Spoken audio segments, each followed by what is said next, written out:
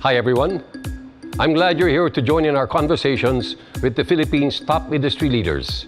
It's time to pick their brilliant minds and see what makes them tick. Get ready to take down some notes as we talk about business, life, and everything in between. This is Clockwork.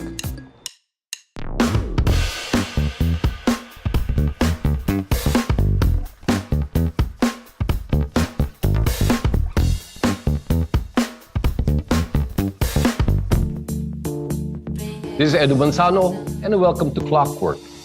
In a few minutes, we will all get a chance to hear from one of the country's most respected and influential CEOs, the person in charge of telecommunications giant Globe Telecom. You know, I think every Filipino knows about the company he helms, but not many truly get the chance to pick his brains and get to know the man behind the team that has made it possible for us to reinvent our world. Ladies and gentlemen, welcome Mr. Ernest Koo.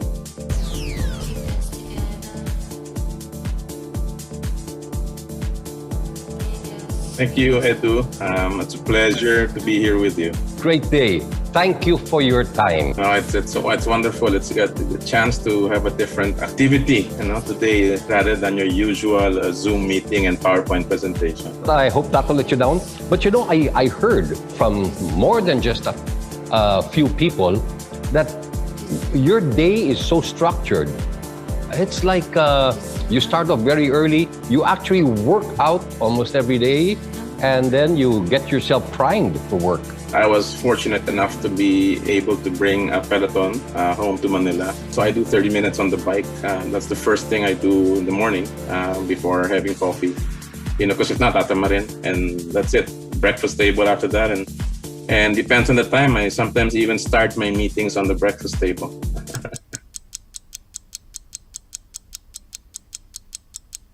There are a lot of stereotypes about CEOs. Which stereotype about you being a CEO is debunkable? That we're very serious people, that we're all business, that we spend all our life working. Maybe that's the stereotype of what you see, especially when you're involved in some pretty large enterprises that we are involved with. But the reality is I try to mix a lot of fun into my work and a lot of variety to break up the day, doing some cooking in the middle of the day. Yeah, interesting to know about that. No, people already more or less know about you or of you from a business standpoint. Of course, the personal standpoint is also very, very important. I hope you don't mind, but I'd like to ask you a few questions. What do you prefer, sports outfit, business outfit? I'm more casual. Even before the pandemic, kind of started to dress down more and more as the trend started to take hold. You used to wear at least a long sleeve shirt, evolved into just t-shirts and sneakers and jeans into the workplace. Are you a coffee or tea man? I'm a coffee guy in the morning, but in the afternoon, I'm partial to Chinese tea, which I just made before we got on air.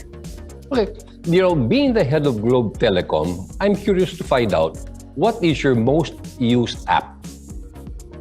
I probably have to say it's WhatsApp for now. Our security guys may not like it because they insist on using new things now, like workplace chat and stuff. But that's where most of my contacts are, and that's where I spend most of my time communicating with friends, family, and business associates. I honestly heard that you yourself actually engage all your texts, all your emails. I mean, you can be counted on to answer right away. Yes, and because I do that, I also expect that of my colleagues. They need to answer me within a few hours, if not minutes, preferably minutes, before I get impatient. If I don't have to write it down anymore, I just answer it right there. We finish the whole thing up and move on to the next. It's comfortable to say that you don't want to waste any time. Have you ever figured out how many calls you have in a day or how many meetings you have in a day? Well, Zoom is a call, right? So I guess, it's part of that now. I would say 6 to 8, that would be the average. That's up to 6 o'clock typically, right? After dinner, I usually take care of my own investments, speaking to partners, speaking to my daughter, who is also my business partner. From some of the people we've spoken to, they say you're a tough boss, but you treat them as your equal. You've set the bar kind of high, and you expect them to raise their performance to that level. That's true.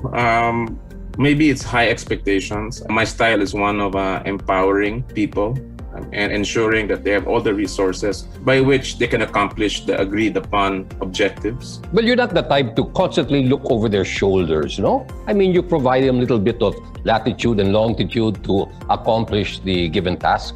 I hate looking over people's shoulders. In fact, I'm the type of boss that, if things are going well and as agreed, I don't even need the details, give me the headlines. Everybody looks up to you. They realize what you've made of yourself. So everybody looks at you as a hero. But you, I'm sure you went through your own challenges and obstacles on your way to the top. Would you like to share some of them with our viewers? When I finished my MBA in 84, which is a long time ago, I actually couldn't find a job. Believe it or not, because I was a Filipino student. That was I think it was martial law, right? Yeah, it was, wasn't it? Well, before people power, you couldn't come home because things were shot in the Philippines in terms of economy. And I decided to stay in the US, but I had no visa at that time, and companies were not yet that well versed about hiring foreigners.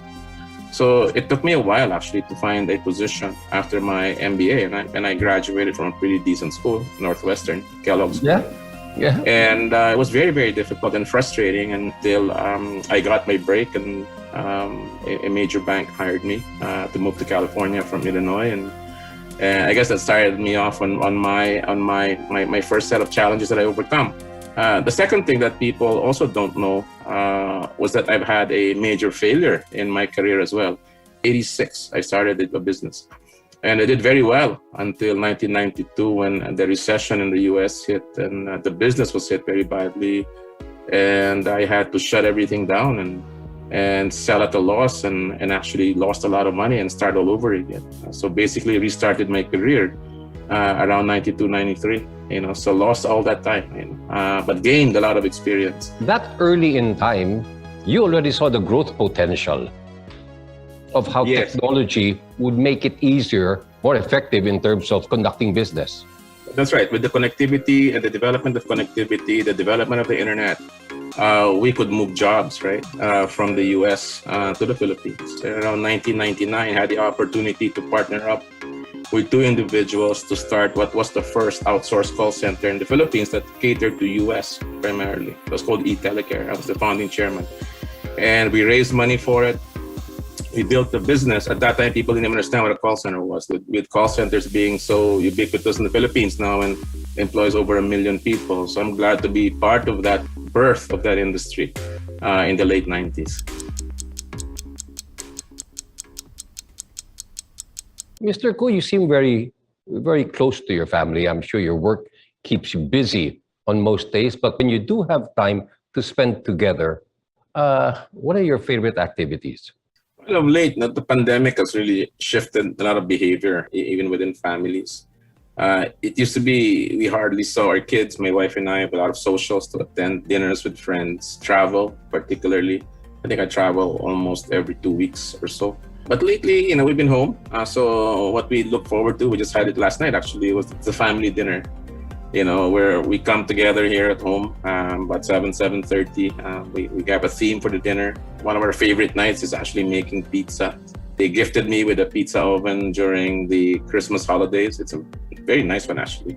And so we make our own dough, we make our own pizza, and people get different versions. We open up some nice bottles of Italian wine and make it a good evening. I can see now that family is very, very important to you. Do they still continue to influence you to this day, in spite of the many, many obstacles you face every day? Yeah, I think they quite a bit. A lot of our plans about our lives, and even how we plan for the future, centered upon helping the kids out and making sure their families succeed. And even again, a shift happened last May for us. We had our first grandchild, Parker, Martin's son, and so that too has changed about how things are moving, going to the future, right? Even designing a new place that we're moving to, hopefully by the end of the year, that considers the kids, the grandkids, yeah, I could say definitely they get involved in our lives. Actually, we've been more together this time than the normal time. Normally, it was only to our trips to Europe in our home in Italy that we get together for 2 weeks uninterrupted. But this time, it's been quite often. You know what I'm going to ask you next is something that maybe you can also impart to our viewers. What's the best advice you gave your children about pursuing their dreams? Important for me is that when they go to college, I told them, learn how to network. This is very important. Learn how to learn, even more important. Learn to be flexible, learn to speak, learn to learn, right? And learn to absorb. And you can do anything after that, right? And you can just find any career. You need to engage in a field where you're passionate about. Don't just do it for money. If you just do it for money, it's going to become a job. And once something becomes a job, then I think it's all over, right? You got to have passion. You got to have a purpose. That's probably will come a bit later, like it did for me. And then, once that all the things come and tie together, I think you'll make a very successful career out of it. Globe supports a lot of the MSMEs. A lot of people out there have opted to go on their own now that maybe many of them have been displaced because of the pandemic.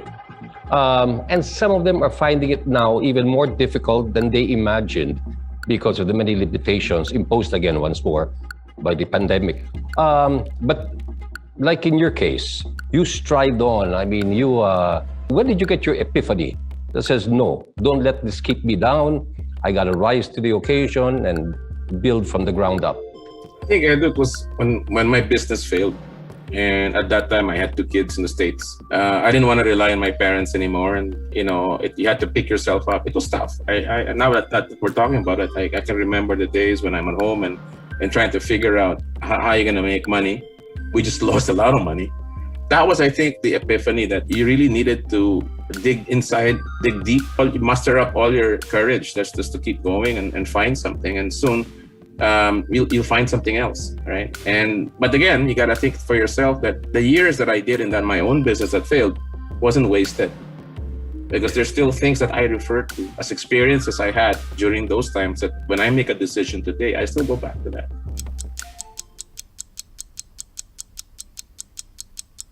Yeah, you're one of those who always like to talk about inclusive economies. You got to be able to be the one to start the flame.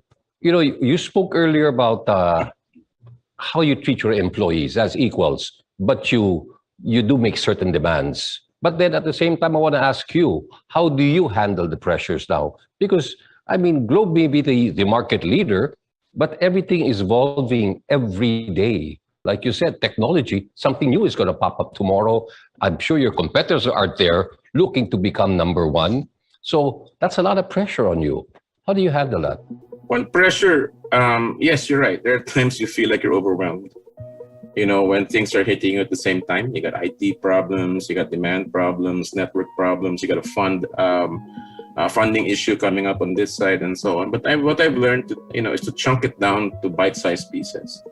Task it down to, if there's 10 things to do, you can't do all 10 at the same time anyway. Yeah. So you might as well figure out what's the most important. And one of those things you can do away with right away. That's one way. The other way is like to simplify things. Things can seem overly complicated at times, and people can make it overcomplicated. But I think, one talent I have, I guess, is keeping things simple. And that's one of the values that I've tried to instill in at Globe. So I think when things are simple, there's less pressure as well. How do you encourage other people to embrace success? You can't just sit on your laurels. I mean, it's even harder to stay number one. Well, at Globe, successes are celebrated based on milestones. We do like to celebrate them, I think if you celebrate the small wins, they'll come and build the momentum towards much larger wins in the future. So I think it's really important because at the end of the day, right, it's people who run those businesses, right? You need people to run technology. Technology won't run itself. Getting people motivated, getting them passionate, getting to love the company and love their customers, I think is going to be one of the essentials of success in any company.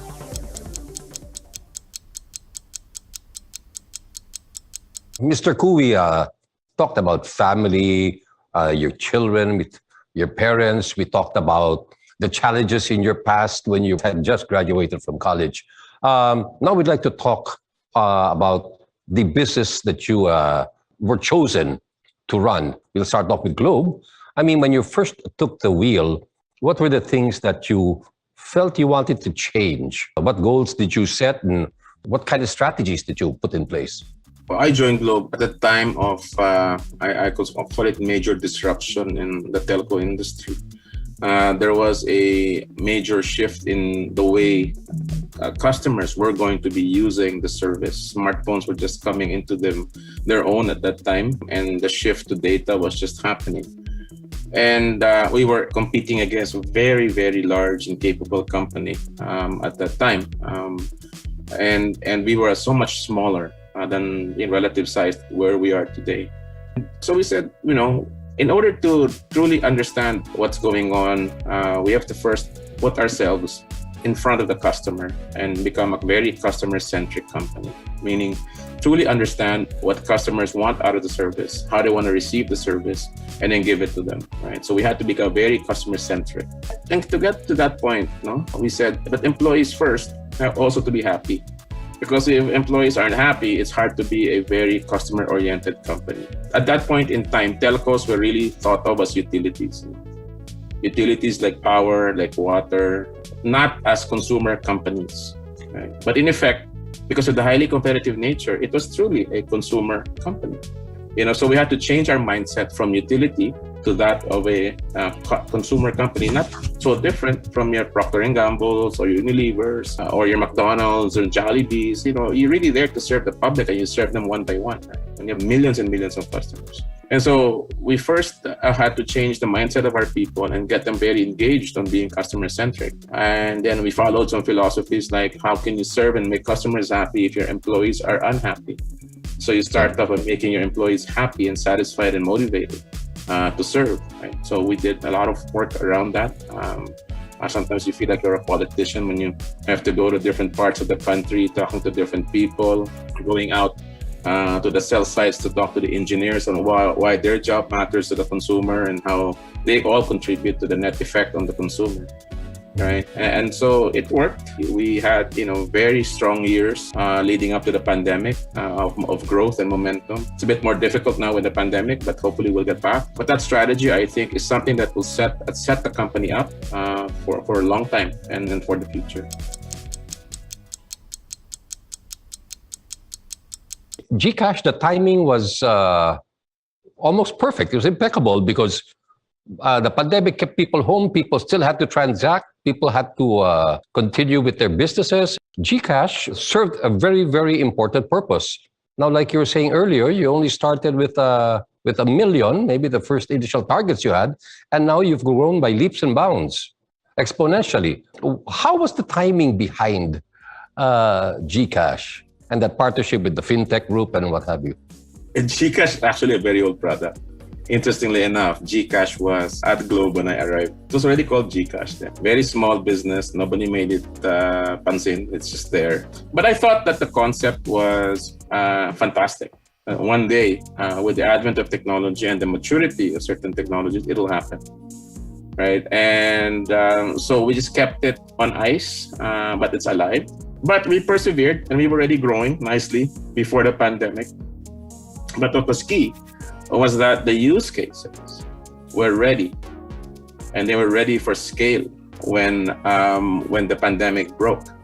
Right, as you said, people still needed to transact on lockdown. People still needed to move money around, pay people, whatever, do things with it, buy insurance, invest, open a bank account. And GCash was ready with all those use cases.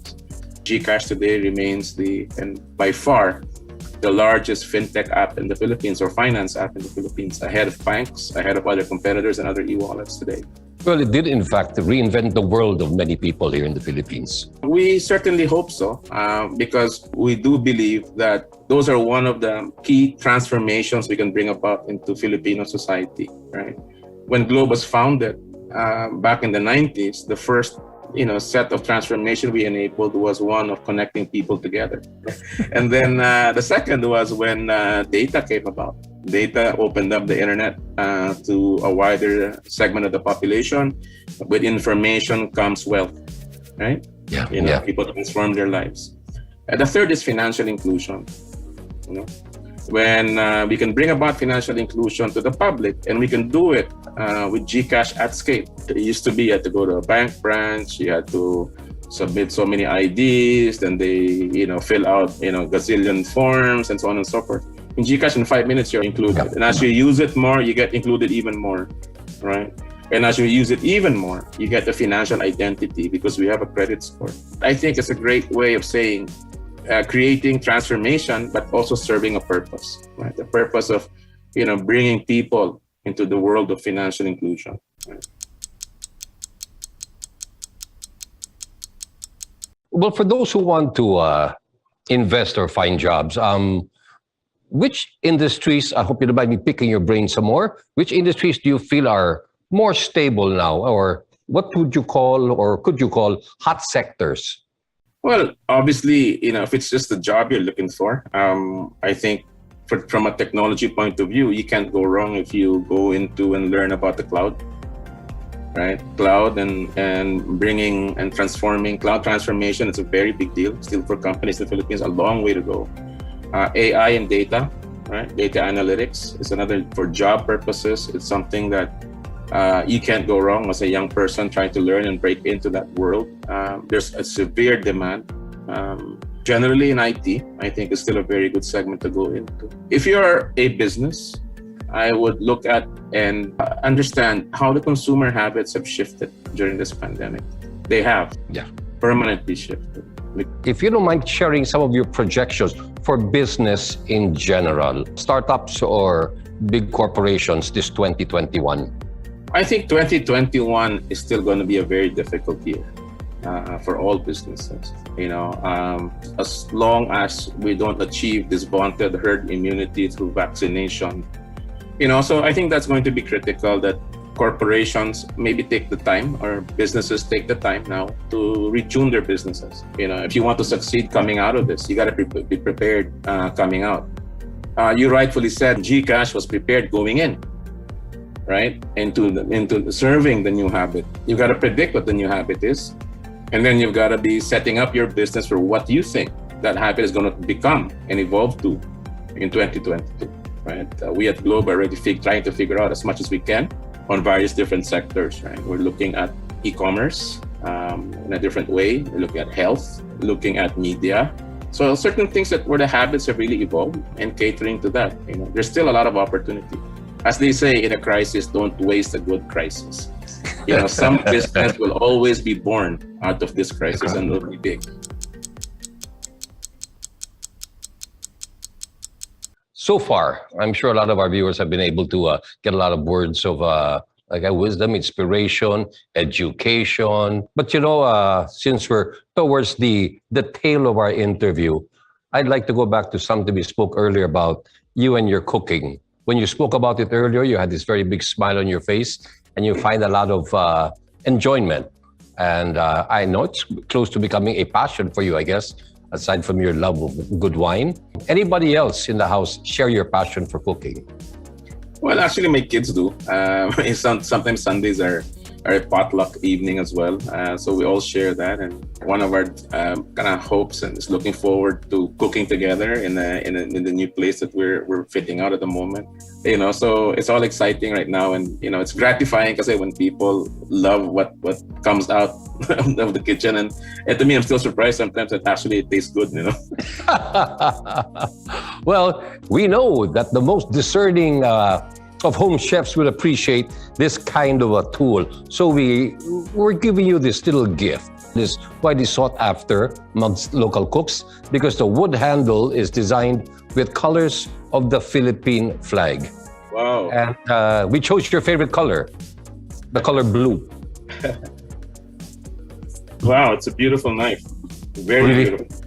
Very beautiful. There you go. Love it. Look at that. Look at that. I'm sure I'll put it to good use. Oh my God, it's beautiful. Please do. And tell your family it came from CLOCKWORK. Thank you so much. It's beautiful. I can't wait to use it.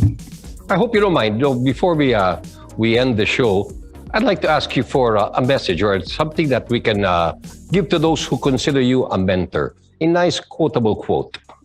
I think, just maybe something more appropriate for the time, that of the pandemic, and I know a lot of businesses are losing hope. As I said, a lot of good will come out of this. It's a matter of being resilient. It's a matter of truly understanding what this consumer truly needs. I look for businesses that truly solve problems, because sometimes people do things for technology's sake, right? Or a phrase I always like to ask, or a question I always ask: is that a solution looking for a problem? It shouldn't be, right? Because maraming ganun. There's a lot of businesses that they do it, but they don't know what they're serving. Right. So entrepreneurs don't get disheartened, and at times what you start out doing won't be what you end up with as a business, right? And just keep pivoting, keep your eye on that customer and that consumer, track him down, and then eventually you'll hit the mark. Well, thank you very much, Mr. Ernest Koo. Thanks for your time, and we wish you continued success. Thanks for the opportunity as well. Well, that's the end of our shift. But tune in again next time as we put the spotlight on another inspiring industry leader. Who knows, our next guest may just be the inspiration you need to soar even higher. So be sure to watch out for our next episodes, dropping every month on YouTube and on Spotify. The clock is always ticking, and every second counts. I'm Edu Manzano, and this is Clockwork.